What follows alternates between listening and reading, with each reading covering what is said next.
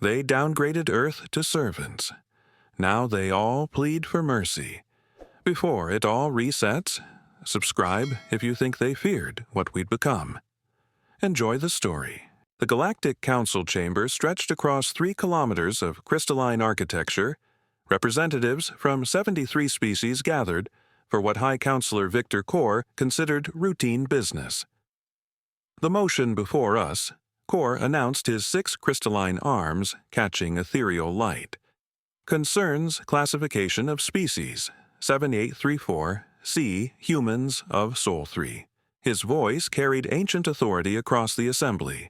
Dr. Ethan Cole will present the assessment. Cole approached the podium, bioluminescent patches dim with concern. For 23 cycles, he had studied these beings from cloaked platforms. What he had discovered would either save humanity or doom them.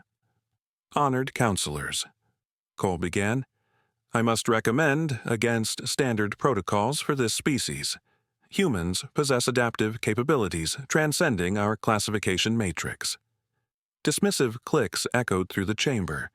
Kor's eye stalk swiveled toward Cole with irritation. Dr. Cole, your fondness for this primitive species has been noted. Restrict your report to facts. Cole's patches flared. With respect, the facts concern me. These beings achieved nuclear fusion within 70 years of first-powered flight. They survived multiple extinction events through ingenuity. When threatened, they don't surrender, they innovate. Trade Minister Halvak's form rippled with amusement. Interesting traits for Category 7 laborers. Their capabilities suggest ideal mining operations, basic intelligence suitable for manufacturing. You misunderstand their nature, Cole insisted. Humans don't adapt to environments, they remake them. Their survival skills aren't individual traits. They're species-wide characteristics emerging under pressure. Admiral Rax Corin rose to his imposing height. I've reviewed their military capabilities. Their vessels barely achieve sublight speeds. A single Tazaran dreadnought could neutralize their space infrastructure in 4 minutes. The chamber erupted in celebration. Kor raised his arms for silence. The evidence is overwhelming. Humans possess suitable characteristics, adequate intelligence, yet lack technology to resist. Category 7 classification, specialized labor resource. Wait. Cole's plea cut through the noise. You're measuring them by past accomplishments instead of pressure potential. These beings went from stone tools to space travel in millennia. When cornered, they don't retreat, they transform. Kor's expression darkened. Your attachment has compromised objectivity. Security escort Dr. Cole to evaluation. As guards approached, Cole made one final attempt. High Counselor humans aren't like us. When you threaten their existence, you won't face primitives begging for mercy. You'll face something unprecedented, a species treating impossible odds as personal challenge. But his words fell on deaf auditory organs. The vote was unanimous. Category 7 classification approved. Integration protocols would commence immediately. As Cole was escorted away, he caught Admiral Corin's compound eye. Admiral, when this goes wrong, and it will remember that you had a choice. Corin's mandibles clicked in amusement. When it succeeds, Dr. Cole, remember that superior technology always prevails over primitive determination. The chamber began discussing implementation logistics, which corporations would receive human labor allocations, which sectors of Sol 3 would be harvested first. None noticed Cole's final transmitted message to an encrypted channel, Protocol Omega activated. They've doomed us all. 3 standard rotations after the council vote, Admiral Rax Corin stood aboard his flagship Eternal Dominion, reviewing intelligence reports from the Sol system. The holographic displays painted a picture of reassuring primitiveness. Chemical rockets, basic orbital stations, fragmented political entities still squabbling over territorial boundaries. Target assessment complete. Admiral reported his intelligence officer Vexus. Sol 3 maintains approximately 40,000 orbital objects, mostly debris and primitive communication satellites. No evidence of advanced defensive capabilities beyond nuclear-tipped projectiles. Corrin's mandibles clicked with satisfaction. Excellent. What of their political structure? Highly fractured. 197 separate governmental entities constantly engaged in territorial disputes. Military forces are distributed among these factions with no unified command structure. Integration should proceed with minimal resistance once we neutralize their primary power centers. Meanwhile, in the depths of Earth's Cheyenne Mountain complex, Admiral James Harrington studied the same intelligence reports, but from the opposite perspective. The quantum-encrypted displays before him showed detailed schematics of approaching Tazaran vessels, their capabilities, their weaknesses.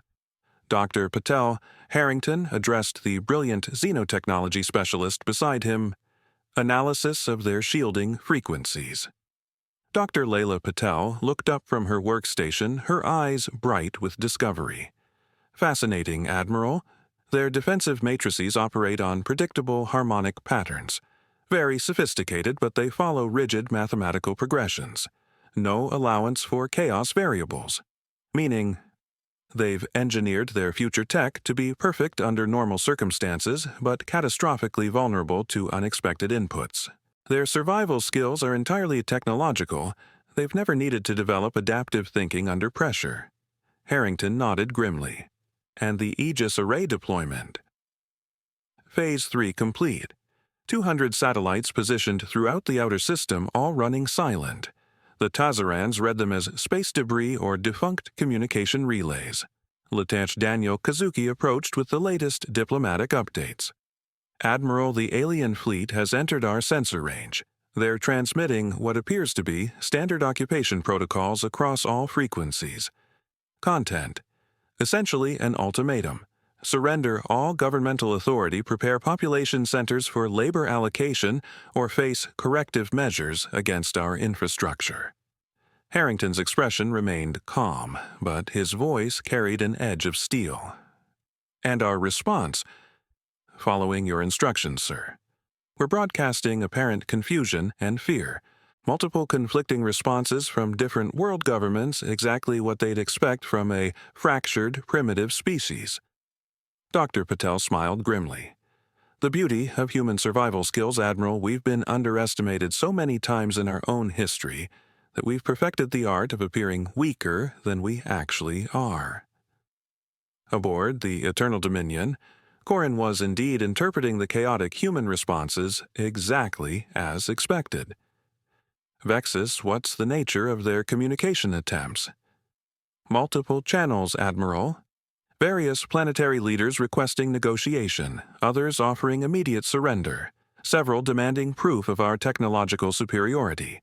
Standard fragmented response pattern for a primitive civilization facing overwhelming force. Perfect. Begin Phase 1, demonstration.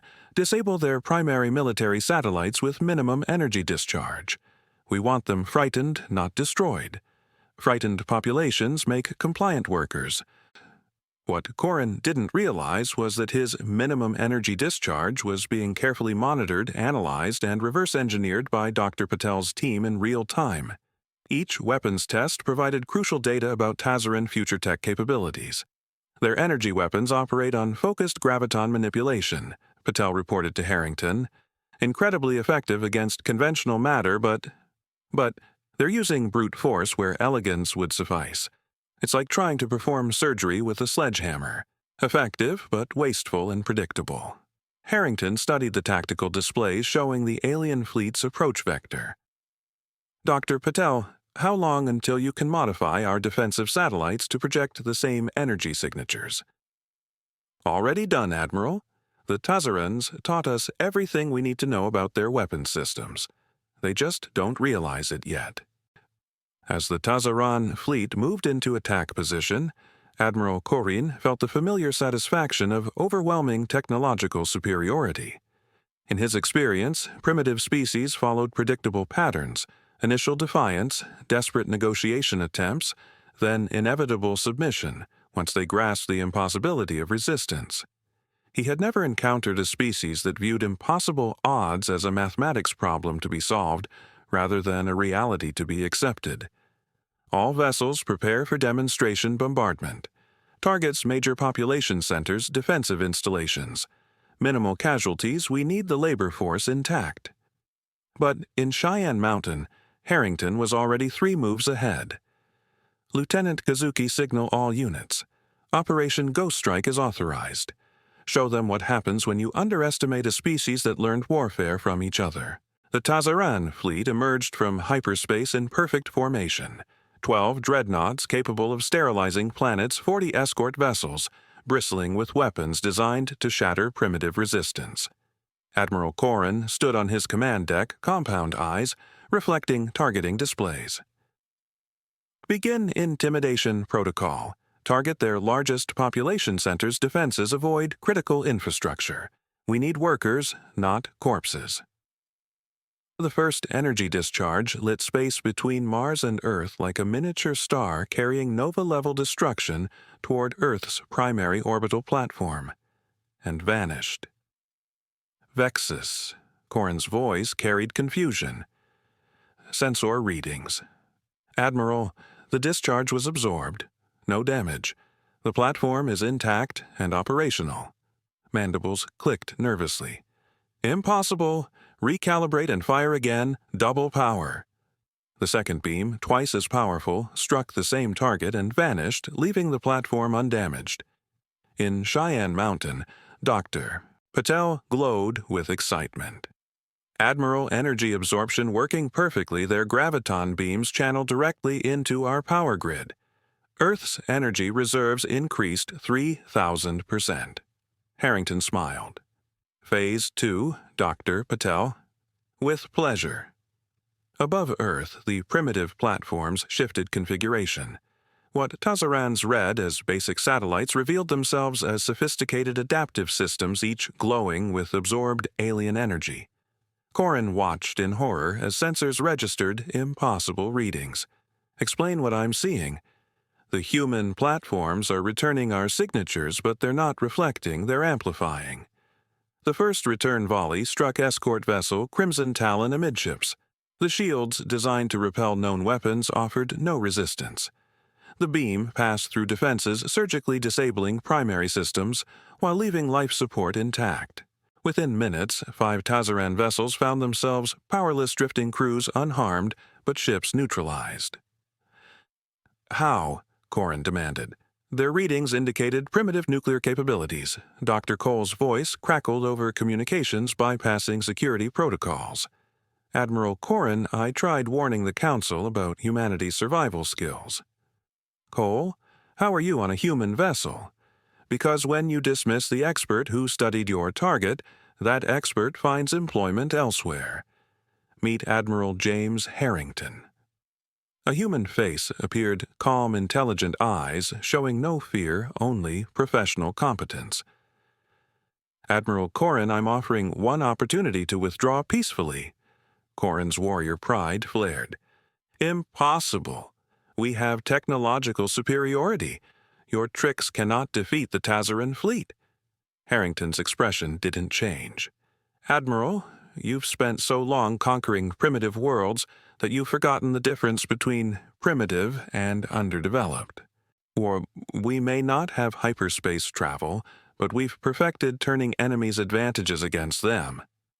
Deceptions cannot overcome superior firepower. You're right, but you're not demonstrating superior firepower, you're demonstrating predictable firepower. Dr. Patel, show Admiral Corrin what human future tech looks like when we're not pretending to be helpless. The space around Earth suddenly filled with energy signatures that made the Tazaran sensors scream warnings.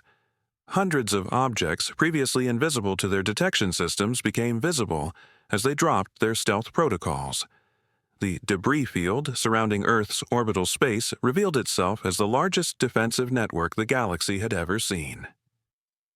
Impossible, Corrin whispered. The energy requirements alone.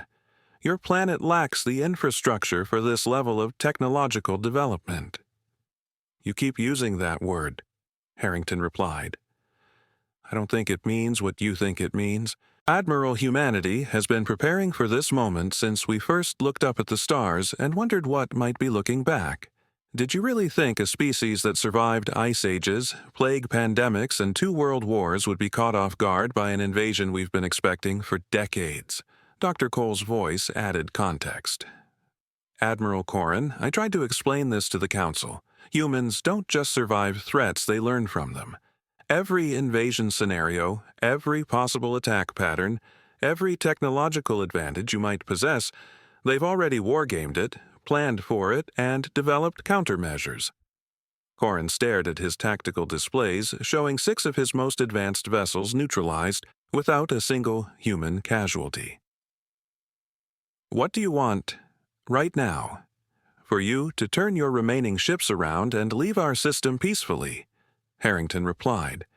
But Admiral, understand something, this demonstration was us being polite. If you force us to defend ourselves seriously, the next engagement won't end with your crew safely waiting for rescue. As the Tazaran fleet began to withdraw, Corrin transmitted one final message. This cannot be the end of it. The Council will never accept defeat by a Category 7 species. Harrington's response chilled Corrin's warrior heart. Admiral, you still don't understand. This wasn't a defeat. This was a job interview. And you just told the entire galaxy that Earth is hiring. The retreat of Admiral Corrin's fleet sent shockwaves through the Galactic Council.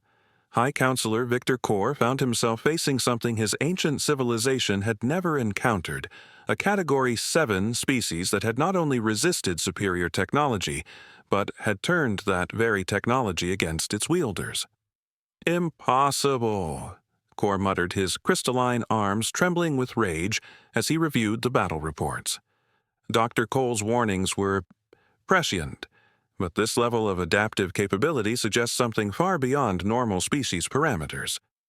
Trade Minister Hulvak's gelatinous form rippled with nervous energy. High Counselor, if word of this defeat spreads through the Category 6 and 7 worlds. It already has, Kor replied grimly. Our communication networks are being flooded with queries from subjugated species.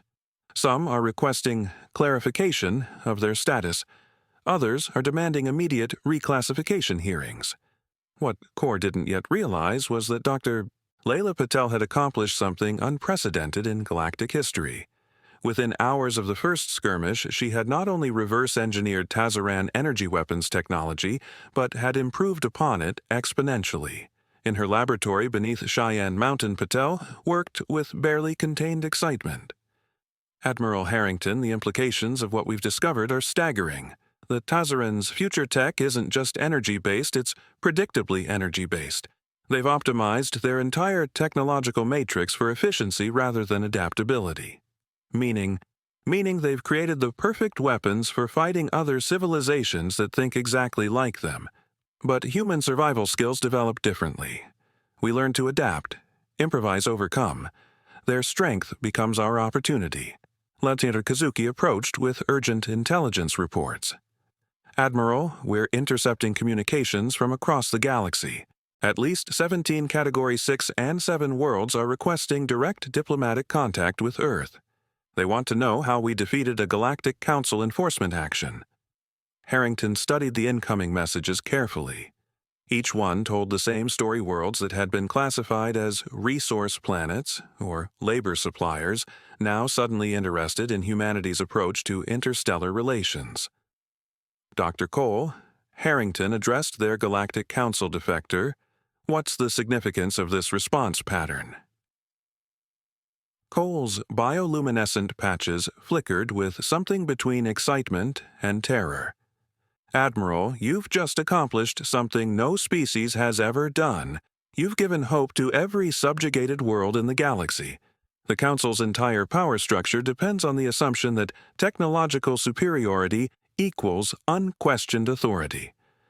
And we've just proven that assumption wrong, catastrophically wrong. But Admiral, understand what this means. You've essentially declared war on the entire galactic order. Every advanced species in the Council will view Earth as an existential threat to their position. Patel looked up from her workstation. Then we'd better be ready for them. Admiral, I need to show you something. She led them to a secured section of the facility where a massive holographic display showed Earth's orbital space. But instead of the defensive platforms the Tazarans had encountered, the display revealed something far more ambitious. The Aegis array was just Phase 1, Patel explained. While we were repelling the Tazaran probe, I was simultaneously analyzing every aspect of their technology. We now possess complete technical specifications for their hyperspace drives, their weapons systems, their communication networks. Dr. Patel, Harrington interrupted. What exactly are you proposing? Protocol, Mirrorwave, Admiral. We don't just defend against their future tech, we surpass it entirely. The holographic display shifted to show technical schematics that made even Dr. Cole gasp in astonishment. Patel had designed a network of satellites capable of creating controlled hyperspace rifts, allowing Earth to project defensive capabilities across interstellar distances. This is theoretically impossible, Cole whispered. The energy requirements alone would drain a star's output. Patel smiled. Only if you're thinking like a Galactic Council species. They build bigger to achieve more power. Humans build smarter. Admiral, we can establish a defensive perimeter that extends across this entire sector of the galaxy. Defensive? Harrington raised an eyebrow. Exclusively defensive, Patel confirmed. But with one crucial advantage, any world that requests our protection can receive it instantly. We're not building an empire, Admiral. We're offering an alternative to Council hegemony. Kazuki was monitoring communication channels. Admiral, we're receiving an urgent transmission from Admiral Corrin's flagship. The main display activated, showing Corrin's compound eyes wide with what could only be described as panic. Admiral Harrington, you must listen to me. The Council has authorized Protocol 7 against your world. Explain. Planetary sterilization, Admiral. High Counselor Corps has convinced the Council that Earth represents an unacceptable risk to galactic stability. A battle fleet of 200 vessels is being assembled. Dr. Cole's patches flared bright with alarm. Admiral, Protocol 7 hasn't been invoked in over 1,000 cycles. It means they intend to reduce Earth to asteroid debris. Harrington's expression remained calm, but his voice carried an edge of steel. Admiral Corrin, are you warning us out of professional courtesy or because you've realized something about human nature that your council hasn't— Corrin's mandibles clicked nervously. Both, Admiral. In our brief engagement, I observed something that terrifies me more than any weapon. Your species doesn't just survive impossible odds, you use them as motivation to exceed previous limitations. And Protocol 7 assumes you'll respond like every other species facing extinction with desperation and panic, but humans don't respond that way, do they? Harrington glanced at Patel, who was already activating Protocol Mirrorwave. No, Admiral Corrin, we respond with innovation. As Earth's new defensive network came online, every sensor in the galaxy registered an energy signature unlike anything in recorded history. Not the brute force approach favored by Council technology, but something elegant, efficient, and utterly unprecedented. Harrington opened a communication channel that somehow reached every world, simultaneously advanced and primitive Council member, and subjugated territory ally and enemy. His message was simple. The Earth Alliance extends an invitation to any world seeking freedom from classification hierarchies. We offer partnership, not dominance. We offer choice, not subjugation. Within hours, the responses began flooding in. Not just from Category 7 worlds, but from advanced species who had grown tired of the Council's rigid control. The galaxy would never be the same. The Galactic Communication Network had never experienced anything like it. Within 6 standard rotations of Admiral Harrington's broadcast, over 400 worlds across 73 systems had requested direct diplomatic contact with Earth. The sheer volume of responses crashed several communication hubs, forcing emergency repairs across multiple sectors. High Counselor Corps stood before the emergency assembly, his crystalline form dim with rage and disbelief. "Representatives," he began, his voice carrying across the great chamber, "we face an unprecedented crisis. A Category 7 species has somehow convinced 67 of our member worlds to question their allegiance to Council authority." Ambassador Thex of the Rigelian hegemony rose from her biopod. "High Counselor, perhaps 'convinced' is incorrect terminology. From our analysis, Earth offered something we have never provided: choice without consequence." Elaborate. Earth's communication specifically stated that any world could maintain dual diplomatic relations with both the Council and this new Earth Alliance. They're not demanding exclusive loyalty or threatening retaliation for continued Council membership. Trade Minister Hulvac rippled with agitation. "This makes the situation more dangerous, not less. They're offering freedom without responsibility, partnership without obligation. No species can resist such promises." Dr. Cole, now serving as Earth's unofficial liaison to the Council, stepped forward. "With respect, ministers, you fundamentally misunderstand both the offer and the species making it. Humans aren't promising paradise, they're promising possibility." Core's primary eye stalk swiveled toward Cole. "Explain this distinction." "Every species in this chamber achieved advancement through some form of hierarchical structure. You understand power dominance, submission. But humans developed differently. They learned to achieve advancement through cooperation among equals. They're not offering to rule the galaxy. They're offering to change how the galaxy thinks about rule itself." Ambassador Thex accessed her data systems. "High Counselor, our intelligence reports indicate that Earth has indeed established preliminary diplomatic relations with 238 worlds across 47 sectors.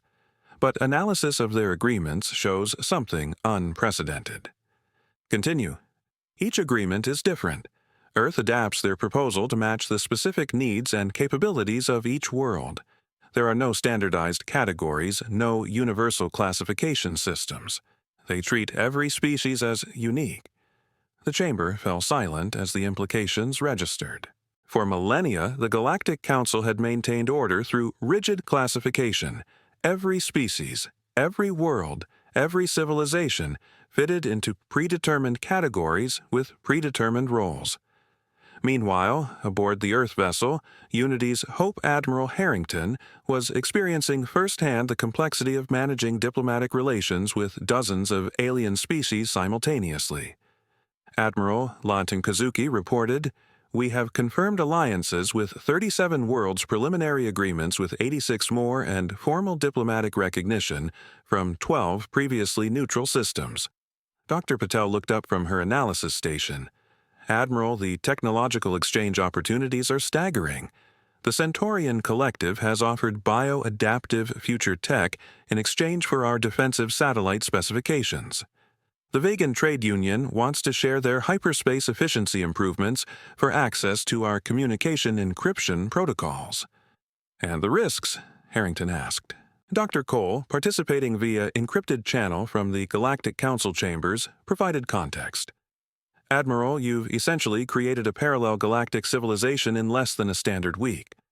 Every species that joins your alliance weakens the Council's economic and political base. Meaning they'll escalate inevitably. But, Admiral, there's something else you should understand. Species are joining your alliance not just for protection or technology. They're joining because you've offered them something the Council never has respect." Lieutenant Kazuki brought up diplomatic reports on the main display. "Admiral, we're receiving some fascinating testimonials from new allied worlds. The representative from Kepler 442b transmitted, 'For the first time in 300 cycles, we were asked what we needed instead of being told what we would provide.' Another message from the Protean system. Earth's diplomats inquired about our cultural traditions and asked how alliance protocols could accommodate them rather than replace them. Harrington studied the rapidly growing list of allied worlds. Dr. Patel, what are our defensive capabilities if the Council decides to respond with overwhelming force? Completely adequate, Admiral. But more importantly, our new allies are contributing their own capabilities. The Rigelians have provided hyperspace early warning networks. The Centaurians offered bioadaptive ship armor. The Vegans shared their faster-than-light communication improvements. "We're not just building an alliance," Dr. Cole observed from his position within the council chambers. "We're building a technological collaborative that's advancing faster than anything the galaxy has seen in centuries." Ambassador Thex contacted the Earth vessel directly, bypassing official council protocols entirely. "Admiral Harrington, I represent the Rigelian hegemony's interest in formal discussions regarding council alternatives." Harrington replied immediately. "Ambassador Thex Earth welcomes diplomatic dialogue with any species interested in mutual cooperation. What can we offer Rigel?"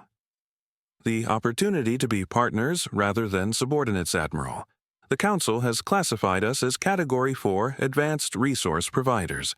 We have been producing technological innovations for Council benefit for 800 cycles while being denied representation in governance decisions. And Earth's alternative? Equal partnership. Shared governance. Technological collaboration rather than exploitation. Admiral Rigel formally requests membership in the Earth Alliance." As the transmission ended, Dr. Patel updated her strategic assessments. "Admiral, we now have formal alliances with 43 worlds, including 3 former Council member species. The balance of galactic power has shifted fundamentally in just 7 days." Harrington contemplated the magnitude of what they had accomplished not through conquest or coercion, but simply by treating other species as equals rather than resources. "Lieutenant Kazuki, prepare a communication for transmission to all current and prospective allied worlds. Message content. The Earth Alliance stands ready to defend any member world against attempts at retaliation or subjugation. We are stronger together than any of us could be alone." Dr. Cole's voice crackled over the secure channel. "Admiral, that message will be interpreted by the Council as a direct challenge to their authority." "Good," Harrington replied, "because that's exactly what it is." High Counselor Core's crystalline form had lost all luminescence as he reviewed the catastrophic intelligence reports flooding his command center. In just 2 standard weeks, the Earth Alliance had grown from a single world to encompass over 300 star systems representing nearly 40% of the galaxy's inhabited worlds. "This is impossible?" Core muttered, his 6 arms manipulating holographic displays that showed the Alliance's expansion across galactic charts. "No civilization has ever achieved this level of diplomatic success in such a short time frame." Admiral Corrin, summoned back from his failed Earth expedition, stood at attention despite his disgrace. "High Counselor, with respect, our intelligence assessments were fundamentally flawed. We classified humans as Category 7 based on their technological development, but their survival skills and adaptive capabilities exceed anything in our databases." "Then we correct our initial error," Core declared. "Protocol 7 will proceed as planned. 200 vessels full sterilization capability." Dr. Cole stepped forward, his bioluminescent patches dim with resigned sadness. "High Counselor, that would be the worst possible decision." "You forget your place, Cole. You are no longer Council personnel." "No, but I am the only being in this chamber who has actually studied human psychological profiles under threat conditions. High Counselor, if you attack Earth with 200 vessels intending planetary sterilization, you won't destroy the Alliance, you'll unify it permanently and give humanity the justification they need to stop being defensive." Core's eye stalks focused intently on Cole. "Explain."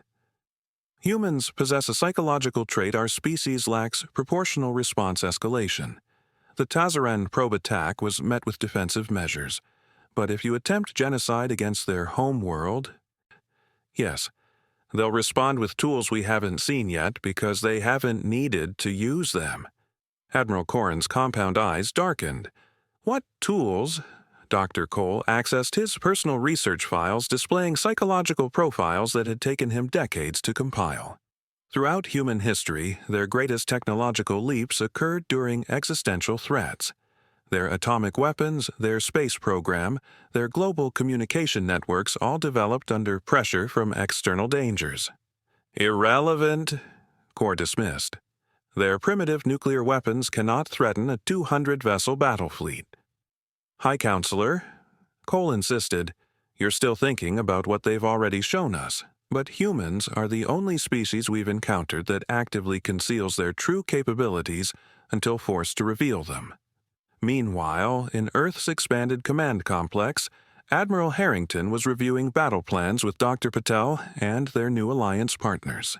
Representatives from 43 worlds participated via quantum-encrypted communication networks that had been impossible just weeks earlier. Admiral, reported Commander Vash of the Regellian Defense Corps, our long-range sensors confirm Council battle fleet assembly in the Triangular Nebula. 200 vessels, including 12 planet-killer dreadnoughts. Harrington's expression remained calm, but his voice carried an edge that made every Alliance representative pay closer attention. Dr. Patel's assessment of their combined firepower, sufficient to reduce Earth to its component atoms, Admiral, their future tech advantage remains significant in terms of raw destructive capability. However, interjected Dr. Zethar of the Centaurian Collective via bioadaptive communication, our combined Alliance fleet now numbers over 800 vessels from 37 different species. Numbers won't matter if they're targeting civilians rather than military assets, Harrington replied grimly. Dr. Patel, it's time. Patel nodded, activating systems that had remained dormant throughout the Alliance's formation. Admiral Project Deep Strike is ready for deployment. The main holographic display shifted to show Earth's solar system, but instead of the defensive satellite networks the Council had observed, it revealed something that made even their allied partners gasp in astonishment. Hidden throughout the asteroid belt disguised as ordinary space debris, thousands of objects suddenly powered up and revealed their true nature. Not defensive platforms, but mobile weapon systems utilizing technology that made Council future tech look primitive by comparison. Impossible, whispered Commander Vash. The power signatures alone. How long have these systems been in place? Since before first contact, Harrington replied. Dr. Patel explained the technology. Human survival skills led us to develop what we call hibernating systems weapons platforms that could remain completely inert for decades, powered down to the point where they register as space debris to any scanning technology but capable of full activation within minutes. And their capabilities? Patel smiled grimly. Each platform can project hyperspace rifts capable of transporting objects instantly across interstellar distances. We don't need to travel to the Council Fleet Admiral, we can deliver our response directly to their location. Alliance representatives exchanged glances of awe and apprehension. Commander Vash spoke for all of them. Admiral Harrington, are you suggesting Earth has possessed interstellar strike capability this entire time? We've possessed the capability, Harrington confirmed. We've never had the justification to use it. But High Counselor Core's decision to attempt planetary genocide changes that equation entirely. Lateris, Kazuki brought up communication intercepts from Council space. Admiral, we're detecting internal Council communications indicating significant dissent within their ranks. Several member species are questioning the wisdom of Protocol 7, because they recognize what happens next. Dr. Cole's voice crackled over their secure channel from Council chambers. Admiral, I've been monitoring their strategic discussions. Core is proceeding with the attack despite overwhelming opposition from his own advisors. He's convinced that destroying Earth will end the Alliance expansion. Harrington accessed the Deep Strike control systems. Dr. Cole, please inform High Counselor Core that Earth requests one final diplomatic communication before he makes an irreversible decision. Admiral, he's refused all previous communication attempts. This isn't a request, Harrington replied, activating systems that sent a quantum-encrypted signal directly to the Council's most secure communication networks. High Counselor Core, This is Admiral James Harrington of the Earth Defense Force. You have one final opportunity to reconsider Protocol 7. Corps' image appeared on their displays surrounded by the Council's emergency session chamber. Admiral, your diplomatic games are concluded. The Council has voted. Earth will be sterilized as an example to any other world, considering rebellion against established galactic order. I understand. High Counselor for the Record Earth offered partnership cooperation and mutual respect. You chose extinction warfare. Please remember that this was your decision. Harrington terminated the communication and turned to his assembled staff. Dr. Patel, activate all deep strike systems. Target Council battle fleet, weapons free. Across the galaxy, hibernating systems that had appeared as harmless debris suddenly revealed themselves as humanity's true defensive capability. Not the reluctant weapons of a primitive species, but the patient preparation of a civilization that had learned to expect the worst from those who claimed superiority. The Council's battle fleet of 200 vessels emerged from hyperspace at the edge of Earth's solar system in perfect formation, their combined firepower sufficient to crack planets and vaporize entire civilizations. High Counselor Kor stood aboard the flagship Eternal Judgment, his crystalline form finally regaining luminescence as he prepared to restore galactic order through overwhelming force. Admiral Korin. Kor commanded, begin planetary bombardment sequence. I want Earth reduced to its constituent atoms within one standard rotation. Korin's compound eyes reflected uncertainty. High Counselor long-range sensors are detecting some anomalous readings from their outer system. The debris fields appear to be organized somehow. Irrelevant. Proceed with bombardment. But before the first energy discharge could begin, space around the Council fleet suddenly filled with impossible geometries. Hyperspace rifts, thousands of them, opened simultaneously throughout their formation. From each rift emerged what appeared to be simple cylindrical objects no larger than escape pods. "What are those?" Kor demanded. "Unknown High Counselor. They're emitting no energy signatures, no weapons indicators, and they appear to be inert." Dr. Cole's voice suddenly crackled over every communication channel in the fleet, somehow bypassing all security protocols. "High Counselor Kor, those are message pods. I suggest you read their contents before proceeding." "Impossible. How are you accessing our communications? Because Earth's future tech doesn't just match yours, it surpasses it in ways you never imagined possible." "Open the pods, Kor." Reluctantly, Kor authorized retrieval of one of the mysterious objects. Inside, they found a simple holographic recording device containing Admiral Harrington's final diplomatic message. Harrington's image appeared throughout the Council fleet simultaneously. "High Counselor Kor, by the time you receive this message, your battle fleet is already within range of Earth's deep strike defensive systems. Those debris fields your sensors detected are mobile weapons platforms, each capable of projecting hyperspace rifts with surgical precision." Kor's crystalline form paled. "Impossible. The energy requirements for sustained hyperspace manipulation are only impossible if you think like a Council species," Harrington's recording continued. "Humans learned long ago that the most effective weapons aren't the most powerful, they're the most unexpected. High Counselor, each platform surrounding your fleet can transport your vessels instantly to any location we choose." "He's bluffing," Kor snarled. "No primitive species possesses such technology." But Admiral Korin was studying his tactical displays with growing horror. "High Counselor, our shields are detecting hyperspace field fluctuations throughout the fleet. Somehow they've surrounded us without our sensors detecting their approach." Dr. Cole's voice provided unwelcome context. "High Counselor, I tried to warn the Council repeatedly. Humans don't just survive impossible odds, they prepare for them. Earth has spent decades developing contingency plans for exactly this scenario." "What scenario?" "The scenario where an advanced galactic civilization attempts planetary genocide against their homeworld. Did you really think a species that survived multiple extinction events would be caught unprepared for the ultimate extinction threat? Harrington's recording continued.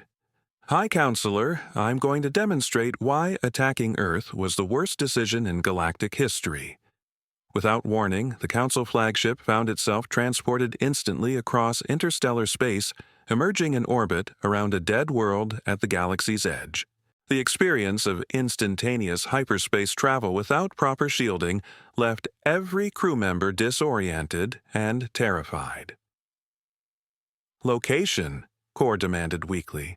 The Terminus System, High Counselor. We're 17,000 light-years from Earth in a dead star system with no habitable worlds. Impossible. The energy requirements for transporting a vessel this size. Dr. Cole's voice followed them across the galaxy.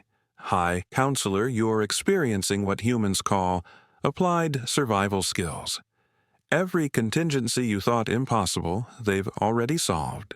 Every advantage you assumed you possessed, they've already countered. One by one, every vessel in the Council fleet found itself transported to different locations across the galaxy, not destroyed, not damaged, but simply removed from the equation entirely. Within minutes, the most powerful battle fleet in galactic history had been scattered across dozens of star systems, their crews unharmed, but their offensive capability completely neutralized. Core stared at his communication arrays as Admiral Harrington's voice reached him across impossible distances. High Counselor, your fleet is intact but dispersed. Your crews are safe but stranded. Each vessel has been provided with sufficient supplies and navigational data to return to Council space, a journey that will take approximately 6 standard months. What do you want? What I've always wanted, diplomatic resolution to this conflict. High Counselor, in 6 months, when your fleet returns, Earth will be happy to discuss new relationships based on mutual respect rather than hierarchical dominance. Dr. Cole's transmission added final context. High Counselor, during those 6 months, every world in the galaxy will learn what happened here. They'll discover that Earth defeated the Council's most powerful fleet without casualties on either side through superior technology and strategic thinking.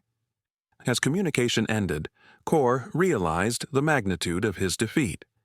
Humanity hadn't just won a military victory, they had demonstrated technological and strategic superiority while maintaining moral authority through their restraint. 6 months later, High Counselor Core stood in the newly constructed Galactic Cooperation Assembly, a replacement for the old Council chambers. Representatives from over 400 worlds attended not as classified categories, but as equal partners in galactic governance. Ambassador Rachel Ward of the Earth Federation addressed the Assembly. Honored representatives, the Alliance proposes establishment of the Mutual Defense and Cooperation Protocol. Any world, regardless of technological development, may request assistance without surrendering sovereignty or accepting subordinate status. The vote was unanimous. In the great plaza outside the assembly chambers, a monument had been erected depicting figures from dozens of different species with an inscription in hundreds of languages. In memory of the old order and in celebration of the new, where strength is measured not by dominance, but by the ability to lift others alongside ourselves. But in the monument's central position stood a simple figure, representing humanity with a plaque that captured the essence of what had changed. They called us servants. We became teachers. They offered slavery. We chose partnership. They threatened extinction. We responded with evolution. Dr. Cole, now serving as the first director of interspecies understanding, smiled as he read the inscription. For decades, he had warned that underestimating humanity would be catastrophic. He never imagined it would be catastrophic in such a positive way.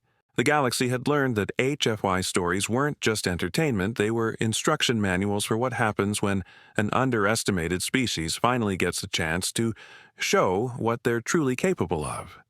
This is what happens when you give hope to the hopeless and freedom to the oppressed. You don't just change worlds, you change the entire galaxy.